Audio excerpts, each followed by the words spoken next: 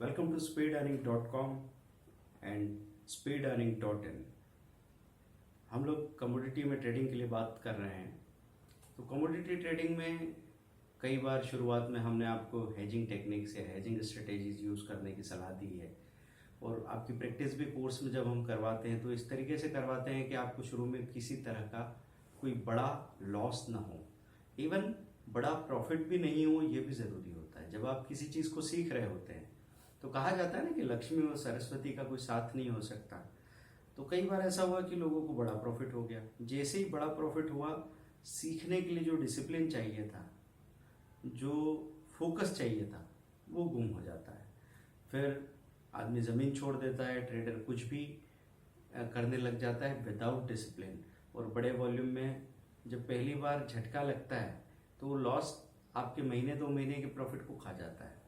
उसके रिएक्शन में आगे फिर आप काम करते हैं तो लॉस पाइल अप होता चला जाता है और फिर कभी इंसान उबर नहीं पाता। तो आप बिल्कुल ध्यान रखें इस बात का कि जो कुछ भी डिसिप्लिन हम यहाँ से आपको बताते हैं, इसमें हमारा अपना कोई फायदा है क्या? सोचिए आपको यहाँ पर टिकना सिखाते वक्त हर दिन आपको एक्साइटमेंट मिलेगा और आपको बहुत थ्रिलिंग सक्सेस मिलती रहेगी, ऐसा किसी भी कैरियर में सोच के मत जाइए। कई बार हम कहते हैं कि थोड़ा बोर होना सीख लो। हर पल रॉकिंग नहीं हो सकता। अगर आप बोर होना सीख लोगे तो लाइफ अपने आप रॉकिंग हो जाएगी। भागो मत बोर्डम से, नहीं तो लाइफ बोर्डम में घुस जाएगी पूरी। तो यहाँ जो बात हो रही थी, कई बार हेजिंग से आप परहेज करते हैं, तो हेजिंग शुरुआत में ऑब्जर्वेशन के लिए। अब हम बात कर रहे हैं कि आपको सिंगल साइड ट्रेड करना है। कैसे होगा सिंगल साइड ट्रेड? तो इसका एक सबसे अच्छा तरीका ये हो सकता है कि हम अलग अलग सेक्टर की सभी कमोडिटीज़ में अपने डिफेंसिव ट्रेड लगाएंगे। डिफेंसिव ट्रेड मतलब सामने से जाके और एग्रेसिव होके खरीदना मार्केट प्राइस पे, ये हम नहीं कर रहे हैं।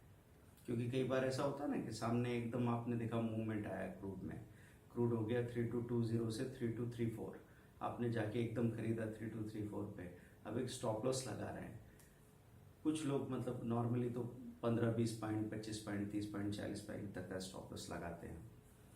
हम अपना छोटा स्टॉप लॉस 6 पॉइंट, 7 पॉइंट का स्टॉप लॉस लगाते हैं। जो भी है वो एकदम नीचे आया वहाँ से उस रेजिस्टेंस को टकरा के, और फिर 20-25 पॉइंट नीचे तक आ गया और फिर दोबारा उसने चलना शुरू किया, तब तक आपके सारे ऐसे लेट हो जाएंगे। तो क्यों ना ऐसा हो कि हम नीचे जो रिसेंट सपोर्ट लेवल है वहीं पे बाइंग लगा के रखें। तो वहाँ बाइंग लगा के रखने में क्या होगा कि आप 10 बार ट्रेड लगाएंगे तो हो सकता है 4 बार मुश्किल से ट्रेड हो। तो आप कहेंगे बाकी 6 दिन आप खाली बैठेंगे क्या? तो सिर्फ क्रूड में थोड़ी ट्रेड लगा रहे हैं, ट्रेड हम सभी कमोडिटीज़ में पैरेलल डिफेंसिव ट्रेड लगा रहे हैं। तो आप क्या करेंगे कि बुलियन में सिल्वर मिनी, गोल्ड मिनी में ट्रेड लगा रहे हैं, एक सपोर्ट लेवल देखा वहाँ पे बाइंग लगा के रखिए। आप चाहें तो सिस्टमेटिक बाइंग भी लग सकती है कि 1 माइक्रो, 2 माइक्रो और 3 माइक्रो में 200-200 पॉइंट की गैप से बाइंग लगा रखिए। तो उस केस में आपके चांसेस बढ़ जाते हैं कि नहीं गया वो 400 पॉइंट नीचे, लेकिन 200-250 पॉइंट नीचे गया था तो कुछ तो बाइंग हो गई।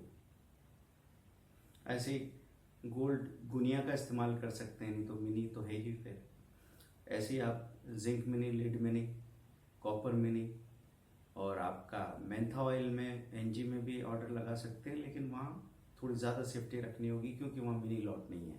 तो आपकी 9 या 10 कमोडिटी में आपने नीचे डिफेंसिव बाइंग ऑर्डर लगा के रखा है, और उसमें कहाँ आप मात खाएंगे?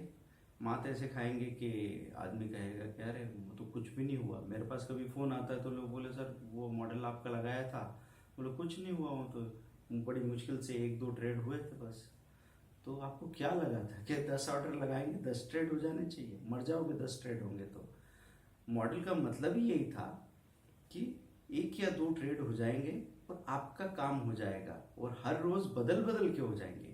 कभी बुलियन से होगा, कभी बेस मेटल से होगा, कभी एनर्जी से होगा, लेकिन कुल मिला के by the end of the day आपको पता लगेगा कि आपका काम हो गया।